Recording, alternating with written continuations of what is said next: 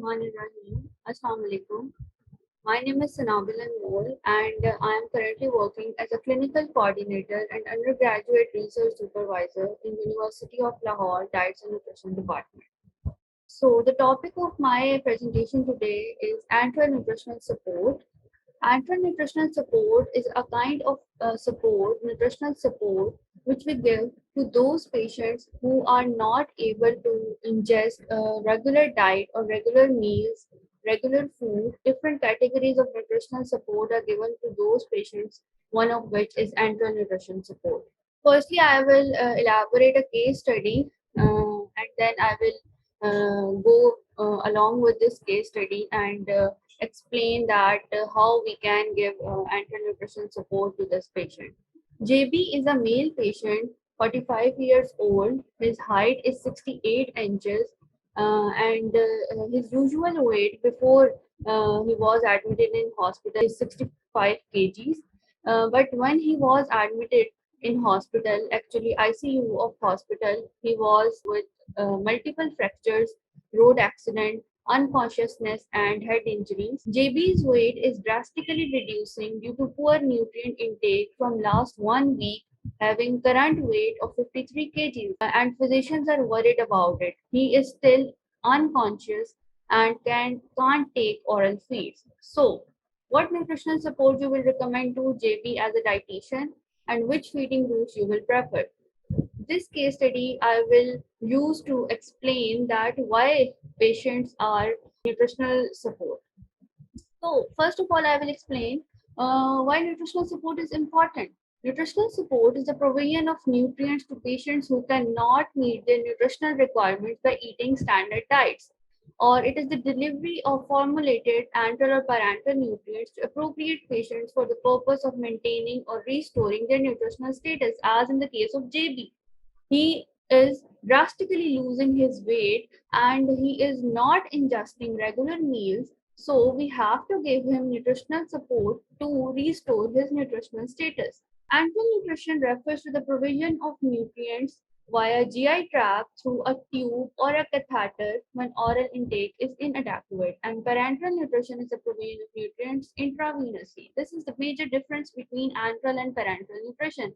Enteral nutrition is given via tube, or a catheter is opening surgically opening into the stomach of the patient or intestine of the patient, and feeds are given via that catheter, or tubes are also ingested in the patient. It is a kind of parental nutrition, parental nutrition while in parental nutrition, nutrients are usually given intravenous. So, what are the conditions which require nutritional support? A brief summary.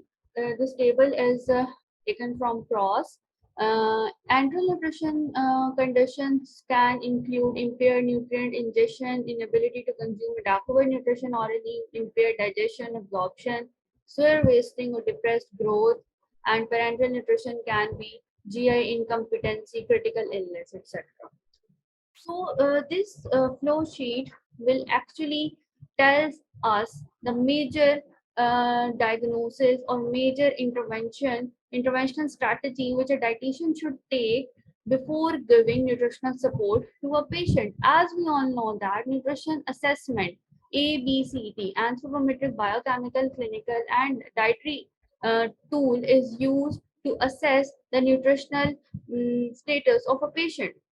So nutritional assessment will help us to take a decision to initiate specialized nutrition support. Either we are giving patient the enteral nutritional support or parental nutrition support. It depends on the nutritional assessment and diagnosis of the patient. So this flow sheet will explain it easily. If the patient's functional GI tract is functional, then we will give enteral nutritional support, which can be of two categories: short term, including nasogastric, nasojejunal, and nasojejunal, while also long term, including gastrostomy and jejunostomy. Then, GI tract is functional, it can be normal or it can be compromised. Sometimes the foods are being digested and absorbed and excreted out normally, but on the other hand, sometimes the GI tract become compromised. The GI tract leads towards, especially in ICU and CCU patient, it leads towards diarrhea, it leads towards constipation, bloating, compromised GI tract. So if the GI tract is normal, during the enteral nutrition, intact nutrients are given to those patients. If the GI tract is compromised, defined formulas are given to those patients. Then afterwards, in intact nutrients, two categories of tolerances are shown over here. That if the patient is tolerating the amount of nutrients you are giving to him or her, then adequate, that patient will ultimately progress towards the oral feeds, normal diet. And if the nutrient tolerance is not adequate, then you don't have to progress towards enteral nutrition again. You have to shift that patient towards the parental supplementation, because enteral nutrition is not a long-term strategy. It has too many complications. If the compromised GI tract and defined formula nutrient tolerant is adequate, we have to progress towards complex diets and oral feeds as tolerated. So, progress to enteral feedings. On the other hand, if the functional GI tract is not functional and any complications like obstruction, vomiting, acute pancreatitis, short bowel syndrome, ileus kind of ulcers and cancers, then the patient is given the parental nutrition support, which are also two categories as enteral long term and short term. Long term also contains fluid restriction. Fluid restricted diets are majorly given to those patients having fluid retention in their body, especially the kidney issues, especially the stroke, heart failure issues. The fluid is restricted in those patients. Short term include peripheral parental nutrition, which is given via IV, and central parental nutrition, which is given by the superior vena cava in human body. So this is the basic concept of how you can give a patient nutritional support by assessing the nutritional diagnosis of that patient. By definition, antral means within or by the way of GI tract. For the purpose of chapter, antral means tube feeding. When a patient has been determined to be a candidate for antral, the appropriate route of access for tube placement is selected. Indications for antral nutrition can include dysphagia, which is called as difficulty in swallowing, malnourished patients unable to consume adequate oral intake, as we have seen in JB case, mechanical ventilation, chronic history of poor oral intake, critically ill patients as in JB case, as well as those with major trauma and burn surgeries, example head and neck. These are those indications in which we can decide that we have to give enteral nutrition to those patients. Assessment and monitoring can include the genetic markers, or you can say that enteral nutrition is not specifically for genetic conditions. It can be for clinical history, like I have already told before, that any issue in weight, BMI, diarrhea, temperature, and as well as RFTs, creatinine, albumin. These all are the C-reactive protein, which indicates the inflammation and infection in body. Enteral access selection depends on several factors: length of time of enteral feeding, degree of risk for aspiration. Aspiration risk or tube displacement is considered specifically because in ICU patients, the suffocation and ventilation matters a lot. We have to take care of aspiration risk. Presence or absence of normal digestion and absorption. Either patient is digesting or absorbing the amount of nutrients you are giving to him or her or not. Whether or not there is a planned surgical intervention regarding that disease which patient is suffering from. Administration issues such as formula, viscosity, and volume. So, what are the routes for feeding of enteral nutrition? Number one, nasogastric route, NG. Number two, nasoduodenal or nasojejunal. Duodenum and jejunum are the parts of small intestine. Then we can say PEG, percutaneous endoscopic gastrostomy or jejunostomy. Other minimally invasive techniques, surgically placed enterostomies. Enterostomies are placed in intestine, multiple human tubes. So first of all, we will talk about the nasogastric route. Shortly, I can say that it is a short-term enteral nutrition which can only be given up to 3 or 4 weeks via NG tube, and the feeding administrations which can be used in these patients can be bolus injection or intermittent or continuous infusion. Soft, flexible, and well-tolerated polyurethane or silicone tubes of various diameters, lengths, and design features may be used depending on the formula. Here, a pictorial demonstration is also shown over here, in which the patient is given the NG tube. The tube placement is verified by aspirating gastric content in combination with a circulation of air insufflation into the stomach or radiographic confirmation. So first of all, before inserting the NG tube, normally X-rays are done so that it can be diagnosed. The patient is not suffering from any pulmonary issue, and the tube must not disturb the other conditions also. Then the nasoduodenum or nasojejunal route is also a short-term kind of 3 to 4 weeks. It is given with the gastric motility disorders, esophageal reflux, persistent nausea, vomiting. Nasoenteric tube placed post-pylorically are appropriate. Nasoenteric tube is passed through the nose and esophagus and inserted into the stomach. The tip of the tube migrates into the small bowel via peristaltic activity. In critically ill patients, tube migration can take several days, causing feeding delays. Radiologic verification of tube placement is the preferred method of confirmation route ensures safety. Here is also another picture showing the gastric feeding tube and nasojejunal feeding tube. Then another enteral nutrition kind of route is mentioned, which is percutaneous endoscopic gastrostomy or jejunostomy, called as PEG. PEG is a non-surgical technique for placing a tube directly into the stomach through the abdominal wall. These, firstly, I will show the picture. It will help you understand the concept more properly. So here you can see in first picture, the bolus injection is being inserted directly into the stomach, and in the second picture, the bolus injection is being inserted into the small intestine. So PEG is a non-surgical technique for placing a tube directly into the stomach through the abdominal wall. Tubes are endoscopically guided from mouth into the stomach or the jejunum and then brought out through the abdominal wall. The PEG is the preferred access route for patients requiring tube feeding for more than 3 to 4.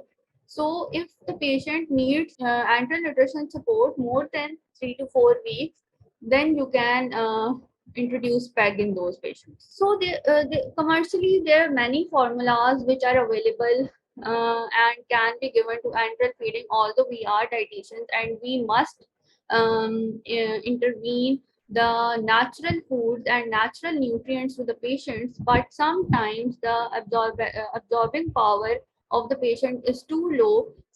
We have to switch towards the commercially prepared formulas.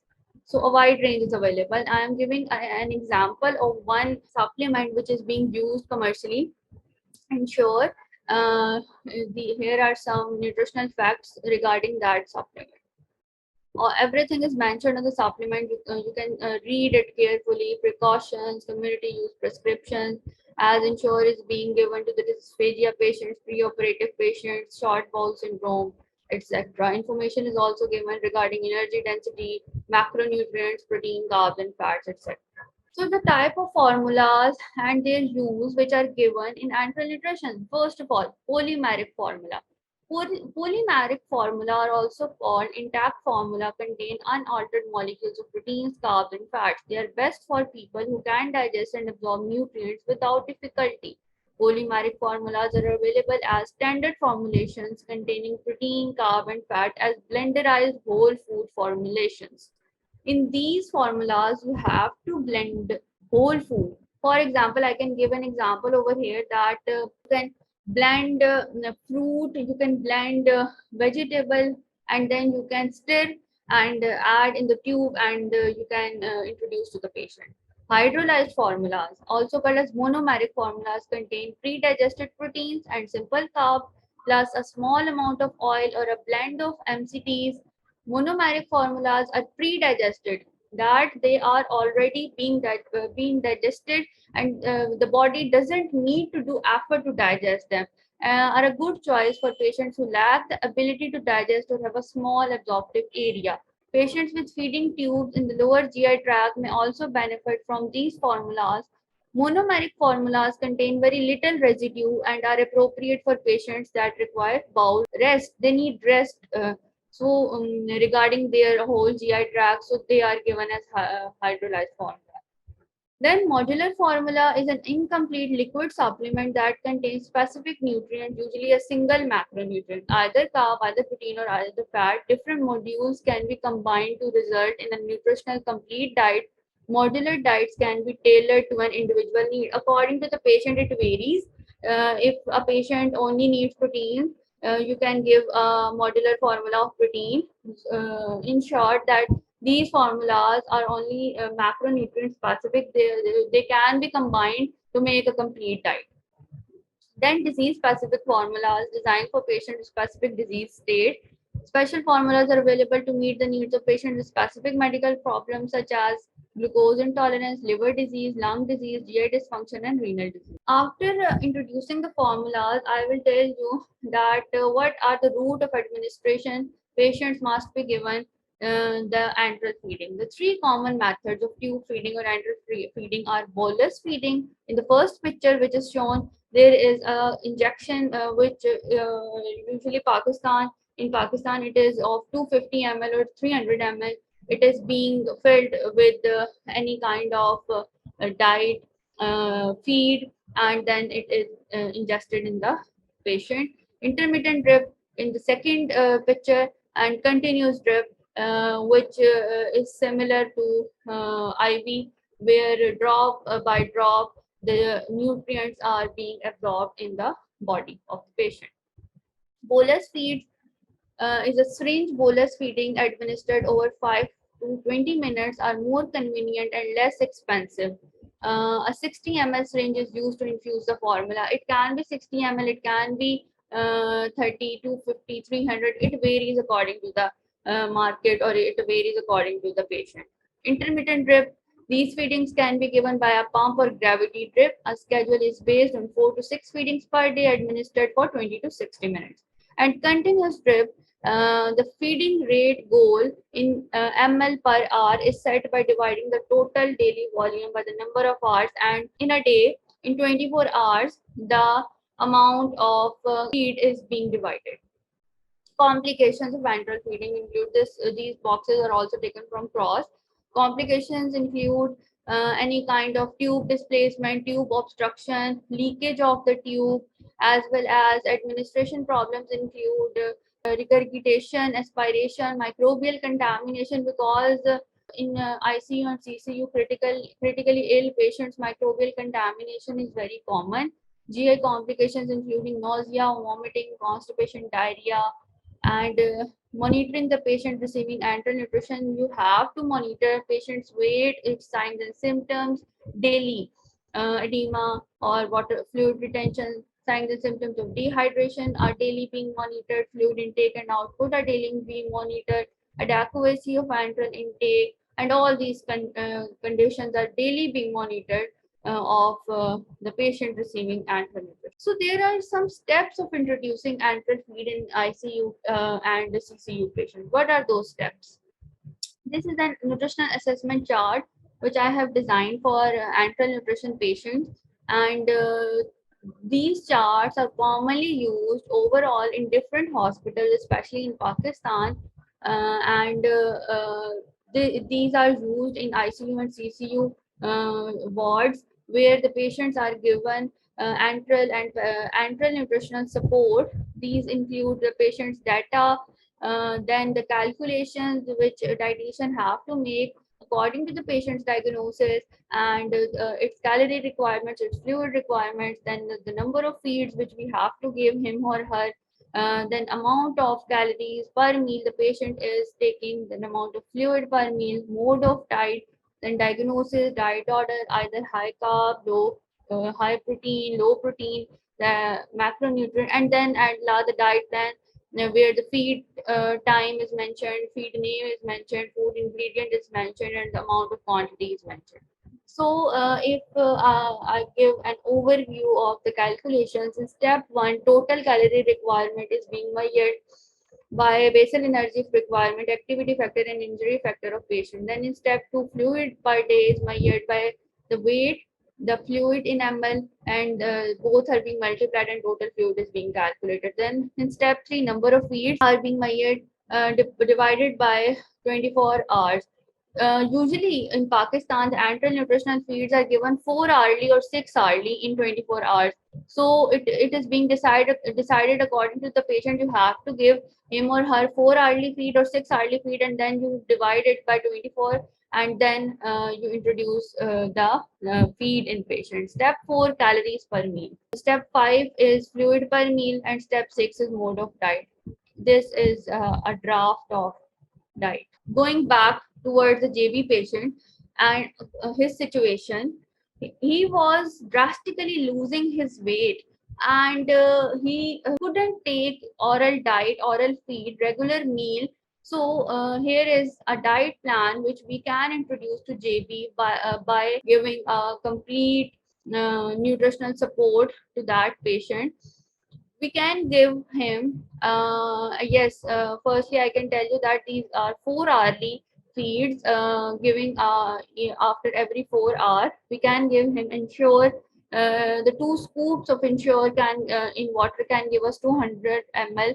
These 200 ml are actually 200 calories. Must mention over here that in antral support or parenteral support, you have to introduce the feed from a very minimal serving. Like you can also start from 50 to 60 ml. Then gradually and progressively, you have to increase the quantity of feed you are giving to the patient, because absorbing and digestibility of patient matters a lot. So these things must be considered. It doesn't matter in starting the required calories are being fulfilled or not. The patient must absorb the amount of nutrients, the amount of feed you are giving him or her. So here at 6 a.m. Ensure is being given. Then at 10 a.m. chicken broth is given. 2 ounces of chicken is being broth is being extracted and given, which is giving 250 ml and 250 calories, because in enteral nutrition 1 ml is equal to 1 kilocal. At 2 p.m. fruit juice, apple and orange is being given. It is being blenderized, then it is being stirred and put in the bolus injection and ingested in the patient. 6 p.m. blended vegetable soup, half cup carrot, half cup spinach. And because due to blood loss, we are giving iron rich spinach and carrots to the patient. Chicken broth, again 2 ounce chicken. This is just a rough draft. It can vary patient by patient that what you are giving for the nutritional support. So after telling the whole scenario of enteral nutrition, I must mention at last a syndrome which mostly occur in the patients suffering from nutritional support of enteral category or parenteral category. Patients who require enteral or parenteral support therapies are often moderately to severely malnourished. Aggressive administration, as I have already told, that aggressive administration is being not being suggested. Small progressive administration is being suggested, because a load can disturb patient's GI tract, particularly via the IV route, can precipitate the complication known as refeeding syndrome, with severe, potentially lethal electrolyte fluctuations involving metabolic, hemodynamic, and neuromuscular problems. Refeeding syndrome occurs when energy substrates, particularly carbs, are introduced into the plasma of anabolic patients. Proliferation of new tissue requires increased amount of glucose, potassium, phosphorus, magnesium, and other nutrients essential for tissue growth. If intracellular electrolytes are not supplied in sufficient quantity to keep up with tissue growth, low serum level of potassium, phosphorus, and magnesium develop. Low level of these electrolytes are the hallmark of refeeding syndrome. Patients just starting parental who have received no form of nutrition for a significant period should be monitored for electrolyte fluctuation and fluid overload. The syndrome also occurs in enterally fed patients. The digestive and absorptive processes somewhat mediate a rapid impact from refeeding. In early phase of refeeding, Nutrient prescription should be moderate in carbs and supplemented with phosphorus, potassium, and magnesium.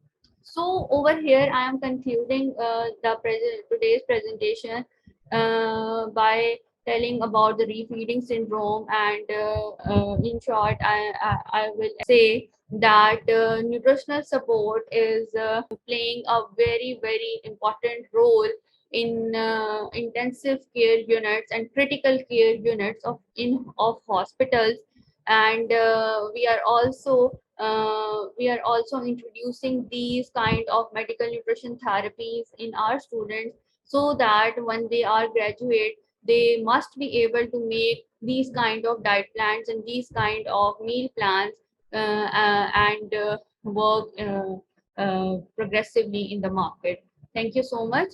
These are the references of my presentation, and thank you so much.